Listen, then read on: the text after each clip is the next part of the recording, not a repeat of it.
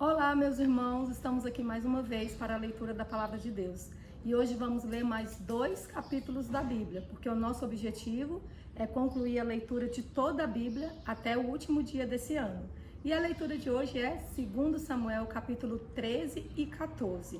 Esses capítulos vão narrar uma tragédia envolvendo Amnon, Tamar, Absalão e Davi. E mostram como decisões erradas e a falta de justiça podem gerar um ciclo de destruição familiar.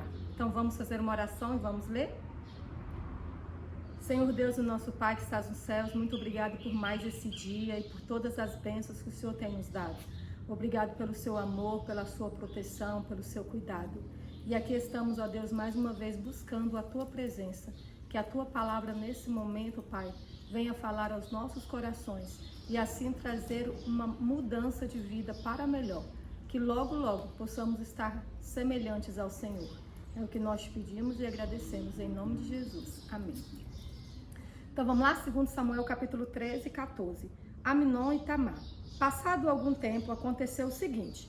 Absalão, filho de Davi, tinha uma irmã muito bonita, cujo nome era Tamar. Amnon, filho de Davi, apaixonou-se por ela. Amnon ficou angustiado por causa de Tamar, sua irmã, a ponto de adoecer, pois sendo ela virgem, parecia impossível para ele fazer alguma coisa com ela.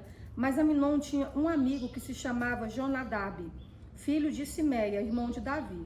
Jonadab era um homem muito esperto, e ele disse a Amnon: por que você está emagrecendo tanto dia após dia, ó filho do rei? Por que não me conta o que está acontecendo? Então Amnon disse: estou apaixonado por Tamar, irmã de Absalão, meu irmão por parte de pai. Jonadab respondeu: deite-se na sua cama e finja que está doente. Quando seu pai vier visitá-lo, diga-lhe: por favor, permita que a minha irmã Tamar venha e me dê de comer, que ela prepare a comida diante de mim para que eu coma de sua mão. E assim Amnon deitou-se e fingiu que estava doente. Quando o rei foi visitá-lo, Amnon lhe disse: por favor, permita que a minha irmã Tamar venha e prepare 2 bolos diante de mim para que eu coma de sua mão. Então Davi mandou dizer a Tamar em seu palácio: por favor, vá à casa de seu irmão Amnon e prepare alguma comida para ele. Tamar foi à casa de Amnon, seu irmão, e ele estava deitado. Ela pegou a massa e amassou, fez bolos diante dele e os assou.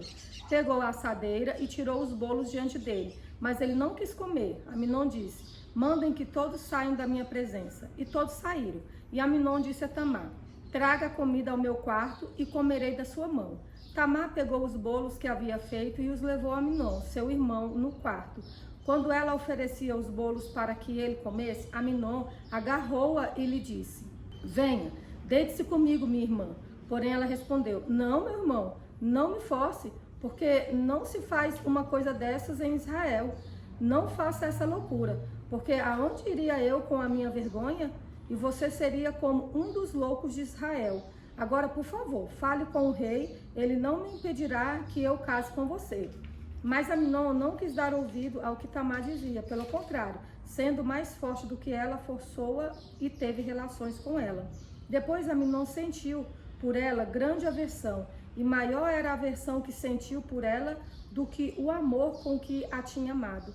Então disse: levante-se e saia daqui. Mas Tamar respondeu: não, meu irmão, porque mandar-me embora seria um mal maior do que o outro que você me fez. Porém ele não a quis ouvir. Chamou o moço que o servia e lhe disse: põe essa mulher para fora e tranque a porta.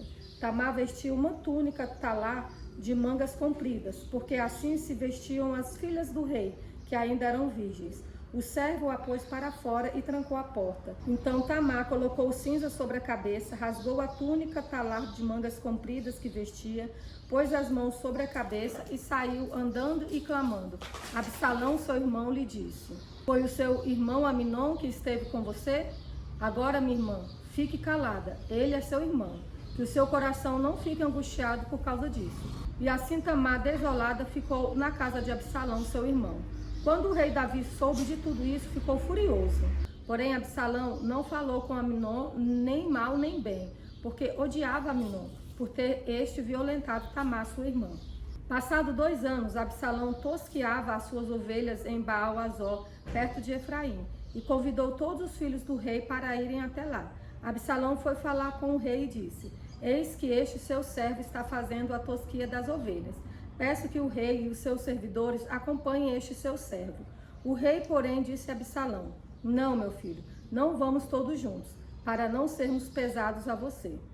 Absalão insistiu, mas o rei não quis ir, contudo o abençoou. Então Absalão disse: Se o rei não quer ir, pelo menos deixe que meu irmão Amnon nos acompanhe. Porém o rei lhe disse: Por que ele iria com você? Absalão insistiu, e o rei deixou que Amnon e todos os filhos do rei fossem com ele. Absalão deu ordem aos seus moços, dizendo: Fiquem atentos. Quando o coração de Amnon estiver alegre de vinho, e eu der uma ordem para matá-lo, então matem-no. Não tenham medo, pois sou eu quem está ordenando. Sejam fortes e valentes. E os moços de Absalão fizeram com Amnon como Absalão lhes havia ordenado. Então todos os filhos do rei se levantaram, cada um montou a sua mula e fugiram. Estavam eles ainda a caminho quando chegou a Davi essa notícia: Absalão matou todos os filhos do rei e nenhum deles escapou. Então o rei se levantou, rasgou as suas roupas e se lançou por terra. E todos os seus servos que estavam presentes rasgaram também as suas roupas. Mas Jonadab, filho de Simeia, irmão de Davi, tomou a palavra e disse: Não pense o meu senhor que mataram todos os jovens filhos do rei, porque somente Amnon morreu. Absalão tinha resolvido fazer isso desde o dia em que a sua irmã Tamar foi violentada por Amnon. Portanto, que o rei, meu senhor, não ponha na cabeça essa ideia de que todos os filhos do rei morreram, porque só Amnon morreu. Enquanto isso, Absalão fugiu. O moço que estava de guarda, levantando os olhos, viu que vinha muito povo pelo caminho por detrás dele, pelo lado do monte. Então Jonadab disse ao rei: Eis aí vêm os filhos do rei. Como este seu servo falou, assim aconteceu. Mal tinha ele acabado de falar, chegaram os filhos do rei e, levantando a voz, choraram. Também o rei e todos os seus servos choraram amargamente. Absalão, porém, fugiu e foi ficar com Talmai, filho de Amiúde, rei de Gesur. E Davi pranteava por seu filho todos os dias. Assim Absalão fugiu, indo para Gesur, onde ficou 3 anos. Então o rei Davi cessou de perseguir Absalão, porque já tinha se consolado a respeito de Amnon, que era morto. Absalão volta para Jerusalém. Joabe, filho de Zeruia, vendo que o coração do rei começava a inclinar-se para Absalão, mandou trazer de Tecoa uma mulher sábia e lhe disse: Finja que está muito triste, vista as suas roupas de luto, não se unja com óleo e faça de conta que é uma mulher que há muito tempo está de luto por algum morto. Apresente-se ao rei e diga-lhe tais e tais palavras. E Joabe lhe pôs as palavras na boca. A mulher tecoíta apresentou-se ao rei e, inclinando-se, prostrou-se com o rosto em terra e disse: Ajude-me, ó rei. Então o rei perguntou: Em que posso ajudá-la? Ela respondeu: Ai de mim, sou viúva, o meu marido morreu. Esta sua serva tinha 2 filhos que brigaram entre si no campo. Como não houve quem o apartasse, um deles matou o outro. Eis que toda a parentela se levantou contra essa sua serva e estão dizendo: Entregue-me-nos aquele que matou o seu irmão, para que o matemos, em vingança da vida que ele tirou, e para que destruamos também o herdeiro. Assim querem apagar a última brasa que me restou, não deixando a meu marido nome nem sobrevivente na terra. O rei disse à mulher: Vá para sua casa e eu darei ordens a seu respeito. Mas a mulher tecoíta disse ao rei: Ó rei, meu senhor, que a culpa caia sobre mim e sobre a casa de meu pai. O rei e o seu trono sejam inocentes. Então o rei disse: Se alguém falar contra você, traga-o aqui e ele nunca mais a incomodará. A mulher acrescentou: Que o rei se lembre do Senhor, seu Deus, para que os vingadores do sangue não se multipliquem e extermine o meu filho. Davi respondeu: Tão certo como vive o Senhor, não há de cair no chão nenhum só dos cabelos do seu filho. Então a mulher disse: Permita que essa sua serva fale uma palavra ao rei, meu senhor. Ele disse: Fale. E a mulher prosseguiu: Por que o senhor, meu rei, imaginou tal coisa contra o povo de Deus? Pois ao pronunciar tal juízo, o rei condena a si mesmo, visto que não quer fazer voltar o seu desterrado. Porque todos temos de morrer, somos como água derramada na terra, que já não se pode juntar. Porque Deus não tira a vida, mas encontra meios para que o banido não permaneça afastado de sua presença. Se vim agora falar esta palavra ao rei, meu senhor, é porque o povo me atemorizou.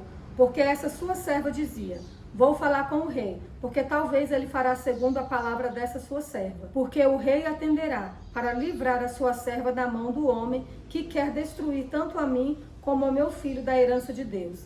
Dizia mais esta sua serva: seja agora a palavra do rei, meu senhor, para a minha tranquilidade, porque, como um anjo de Deus, assim é o rei, meu senhor, para discernir entre o bem e o mal. Que o Senhor, seu Deus, esteja com o rei, meu senhor.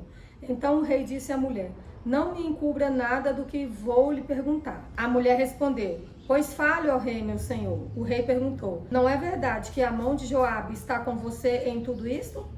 Ela respondeu: juro pela sua vida, ó rei, meu senhor, que ninguém poderá se desviar nem para a direita nem para a esquerda de tudo o que o rei, meu senhor, tem dito. Sim, foi o seu servo Joabe quem me deu ordem, e foi ele quem ditou a esta sua serva todas essas palavras. Foi para mudar o aspecto deste caso que o seu servo Joabe fez isto. Porém, o meu senhor é tão sábio como um anjo de Deus, para entender tudo o que se passa na terra. Então o rei disse a Joabe: atendi ao seu pedido. Vá e traga o jovem Absalão.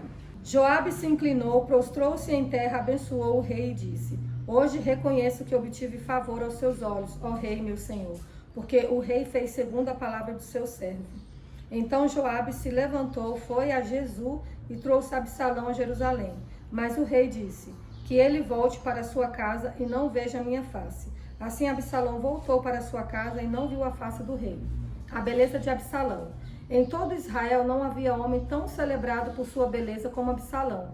Desde a planta do pé até o alto da cabeça, não havia nele defeito algum. Quando cortava o cabelo, e eis que se fazia no fim de cada ano, porque o cabelo lhe ficava pesado demais, seu peso era de mais de 2 quilos, segundo o peso real. Também nasceram a Absalão 3 filhos e uma filha. A filha se chamava Tamar e era uma mulher muito bonita. Absalão é admitido à presença de Davi. Absalão ficou 2 anos em Jerusalém sem ver a face do rei. Então mandou chamar Joabe para o enviar ao rei, mas Joabe não quis vir. Mandou chamá-lo segunda vez, mas Joabe ainda não quis vir. Então Absalão disse aos seus servos: vejam, Joabe tem um pedaço de campo pegado ao meu e tem cevada nele. Vão lá e ponham fogo.